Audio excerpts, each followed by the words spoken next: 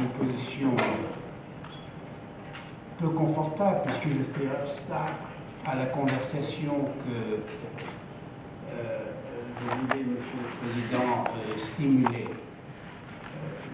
Plutôt que de me lancer donc dans un petit exposé qui n'ajouterait que très peu à cette conversation, je vais essayer déjà de revenir en quelques paragraphes sur les thèmes que j'ai cru entendre de la part de nos collègues. J'en choisirai du reste 5. Et puis à partir de ces 5 thèmes, j'ajouterai peut-être l'esquisse d'un nouveau chapitre qui permettrait de développer cette conversation au-delà de ce que nous avons déjà entendu et peut-être de façon plus spécifique. Vous avez posé la question, Jean-Dominique, l'Europe est-elle un acteur global?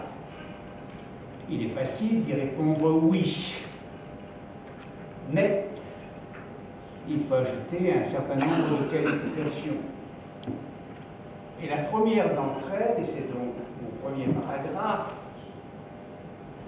serait de dire changer à l'Europe comme un des participants dans un pas de deux sur la grande chorégraphie du moment.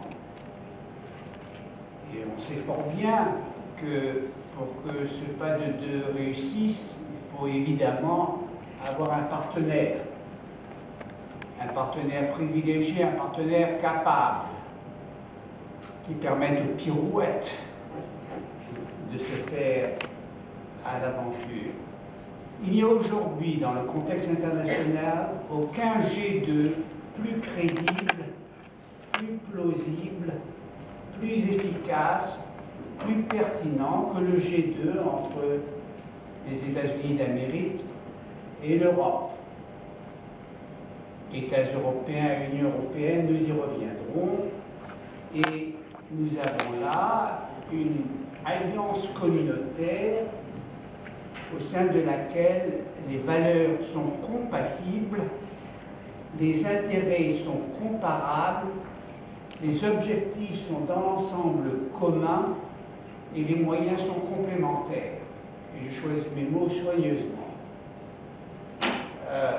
Je suis tout à fait d'accord avec Michel qui disait qu'il s'agit d'organiser un dialogue au sein de cette alliance communautaire, un dialogue qui aurait un caractère beaucoup plus global et beaucoup plus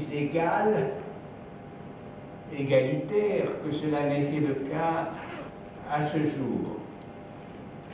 Un nouveau type de gouvernance, pour reprendre le mot que Karine avait employé, serait peut-être d'envisager ce dialogue comme un dialogue à 34, à géométrie variable. Le chiffre 34 étant issu du nombre de membres qui se retrouvent au sein de l'Union européenne et de l'OTAN, nous permettant ainsi d'éviter les deux institutions qui sont d'un parallélisme convergent et permettant de regrouper les 21 États européens qui appartiennent aux deux institutions, aux 13 autres, et éviter à nouveau de soulever le problème de l'élargissement de l'Union de ces institutions, y compris le problème de la Turquie. Tout à fait. Un dialogue global et plus égalitaire qu'il ne l'ait été dans le passé. Voilà une voie de développer la position et les positions de l'Europe comme un acteur global.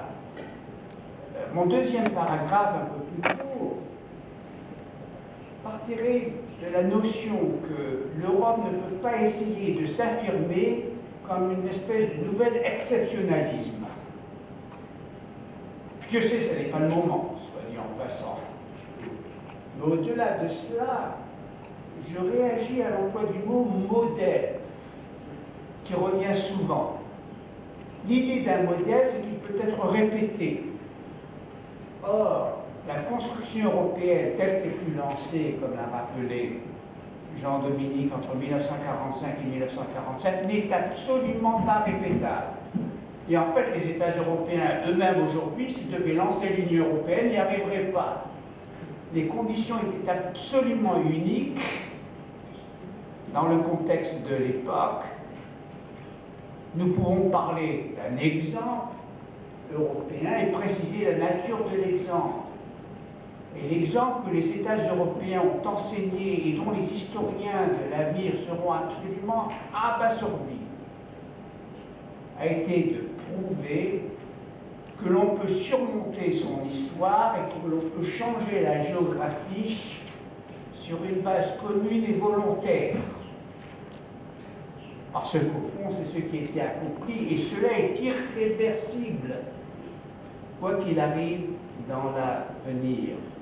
L'Europe s'est improvisée à partir des circonstances qui existaient entre 1945 et 1947, et pour que l'Europe se réaffirme comme un acteur global, elle devra continuer cette poursuite unitaire. Parce que, j'y reviendrai, l'Europe limitée à ses États membres serait vite réduite à un rôle marginal. Ils ne sont pas suffisants pour s'imposer un à la fois. Ce sont des États qui, à l'échelle des relations internationales pour le XXIe siècle, sont devenus franchement trop petits. Troisième paragraphe,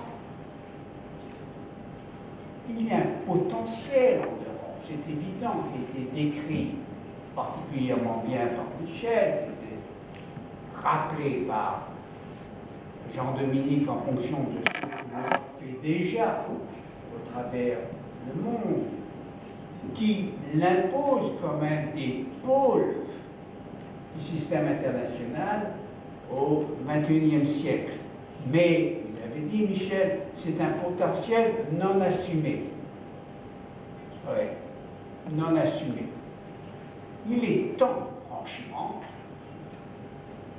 l'Europe de Maastricht ayant, en quelques semaines, 21 ans, d'assumer ses responsabilités. Personne ne vous en empêche. Aucun document stratégique américain n'a fait obstacle au renouveau de l'Europe comme pôle dans ce nouveau système international. Le problème avec l'Europe, c'est qu'elle prend trop de temps pour prendre son temps. Et qu'au fond, le long terme n'a plus le temps d'attendre. L'histoire, au fil des siècles, prend des habitudes. Et une de ces habitudes, apparemment, c'est de se jouer dans les années 10. Les années 1710, les années 1810, mais les années 1910 ont défini les siècles antérieurs, qu'ils soient longs, comme le 19e siècle, ou qu'ils soient courts, comme le 20e siècle. Je ne me souviens pas de la révolution russe manquée de 1905, mais je me souviens de celle de 1917. Et je ne me souviens pas des petites guerres du Balkan dans les années 1900, mais je me souviens certainement de la Grande Guerre issue des Balkans en 1914. C'est la même chose pour le XXIe siècle. Le XXIe siècle va se jouer dans les années à venir. Je le disais en fait lors d'une réunion chez vous il y a déjà 18 mois.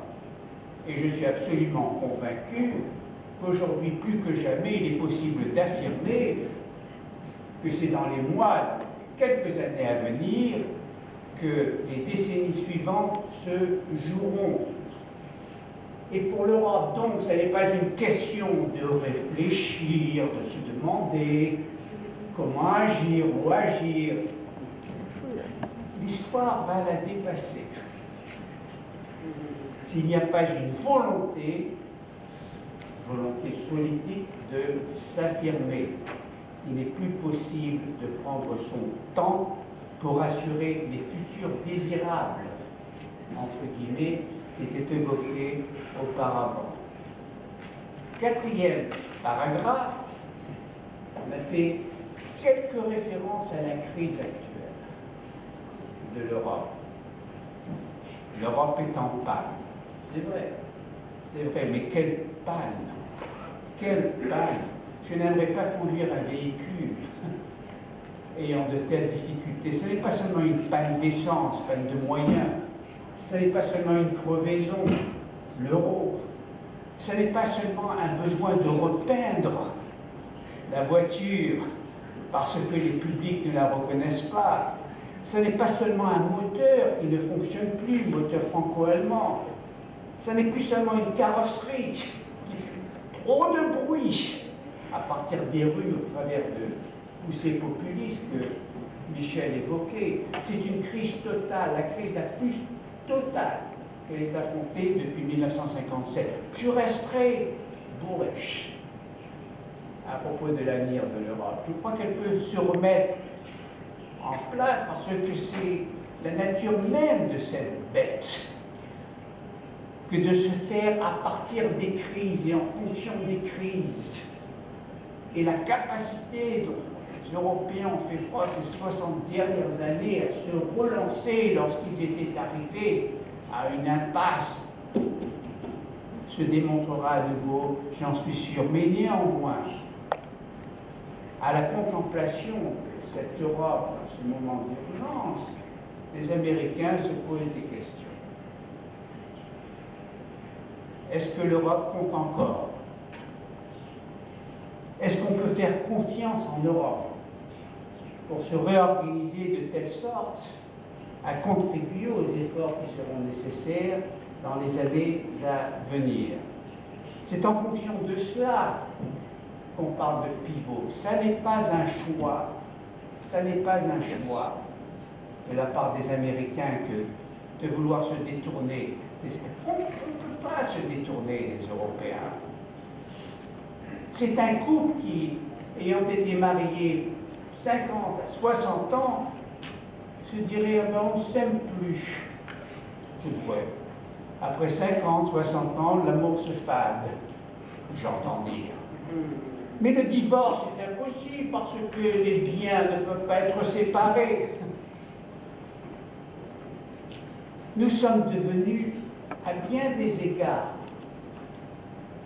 plus qu'une alliance communautaire et près d'une communauté, que nous ne pouvons pas retrouver ailleurs. Notre choix de l'Europe dorénavant, c'est une imposition, mais c'est aussi, franchement, faute d'alternative. Vers qui voulez-vous que nous fassions pivot? L'administration parle de faire pivot vers l'Asie pour s'occuper de certains problèmes en Asie, mais certainement pas pour développer une intimité avec l'Inde, le Japon. Le Japon est le grand perdant de ces 21 dernières années. Et l'Inde a des problèmes, franchement, qui devraient faire les Européens sourire. Ce n'est pas dans ces régions que nous allons trouver notre prochain partenaire. Mais aujourd'hui, en 2012, nous célébrons le 50e anniversaire de l'appel de John F. Kennedy, fait en juillet 1962, lorsqu'il disait aux Européens « Mettez-vous en état et nous formerons un partenariat d'égaux. » 50 ans, on attend. L'année prochaine, nous célébrerons le 40e anniversaire de l'appel issu par Henry Kissinger de former une alliance d'égaux, l'année de l'Europe. Eh bien, nous sommes au 40e année de l'Europe et on attend. Et je crois que, comme je le disais précédemment, le temps est en train de manquer. Alors vous me direz, oui, mais tout ça, 5e et dernier paragraphe, je m'excuse, Jean-Dominique, je prends un peu plus de minutes que je ne le voulais, c'est du déjà dit, parce que vous autres Américains, si ça va bien, vous vous inquiétez, et vous dites, mais les Européens parlent de voix trop haute, et ils ne parlent pas anglais. Ou alors, si les Européens ne vont pas bien, vous vous inquiétez aussi. Vous dites, oui, mais il faut en faire plus, il faut en faire plus. Il faut choisir. C'est exact, il y a du déjà dit dans tout ça. Il y a du déjà dit. Bien que la construction européenne s'est faite sans aucun doute, avec l'Amérique comme base et comme point de repère. Mais mais, me semble-t-il, ont déjà dit d'hier ce point le jamais vu d'aujourd'hui. Et le jamais vu d'aujourd'hui, c'est qu'il y a effectivement une trajectoire nouvelle dans la distribution des forces de par le monde, auquel plusieurs d'entre vous faisiez allusion dans vos interventions précédentes.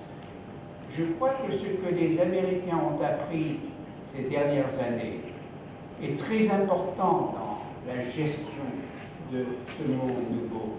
Ils ont appris qu'aucune puissance, quelles que soient ses capacités, quelle que soit sa supériorité, quelle que soit sa définition comme puissance hors pair, ne peut suffire, à moins qu'elle ait avec elle des alliés capables, volontaires, pertinents et compatibles. Deuxièmement, qu'aucune institution, quelle que soit sa cohérence et sa force, ne peut suffire, à moins qu'elle établisse des partenariats avec d'autres institutions qui compensent leur faiblesse avec une puissance qui est la leur.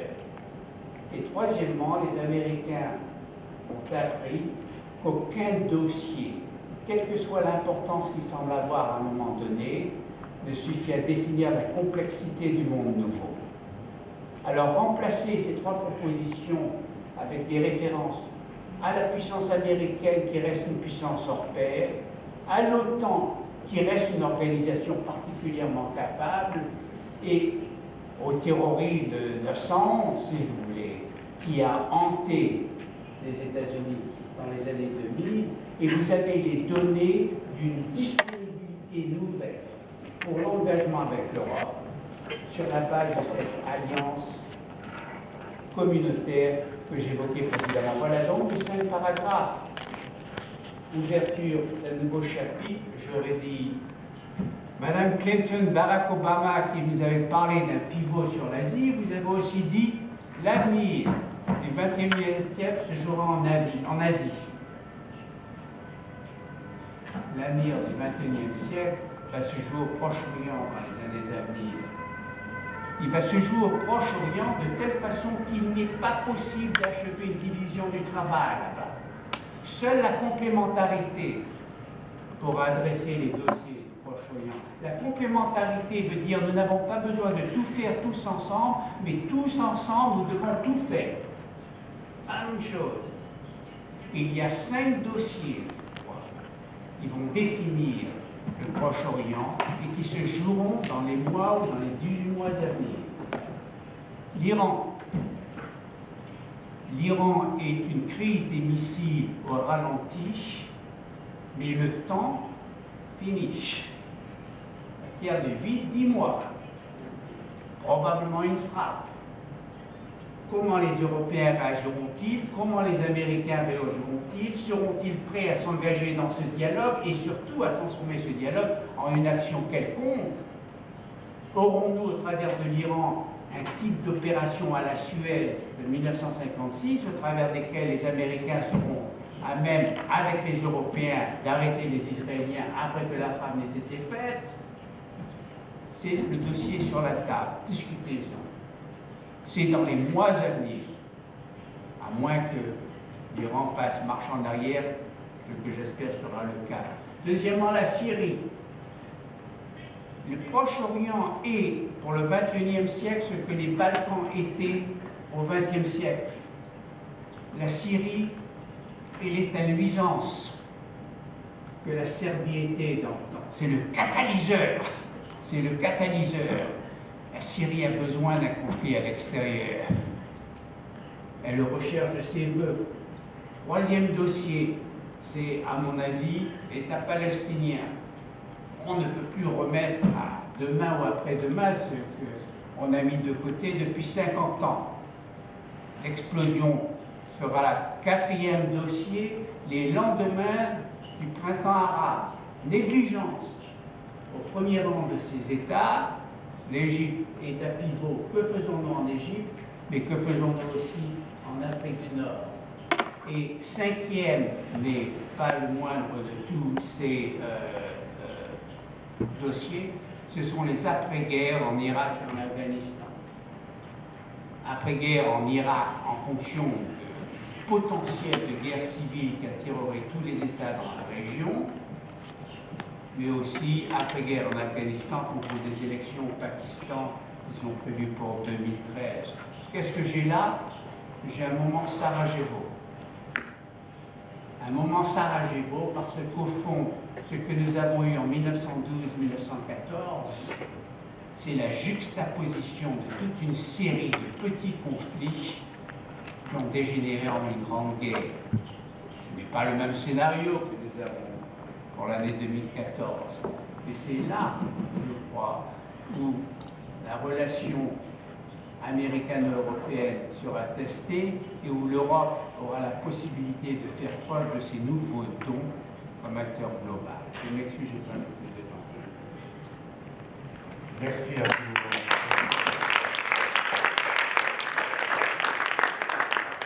Merci beaucoup, cher Simon. La parole est maintenant à la salle et nous allons essayer de poursuivre ensemble ce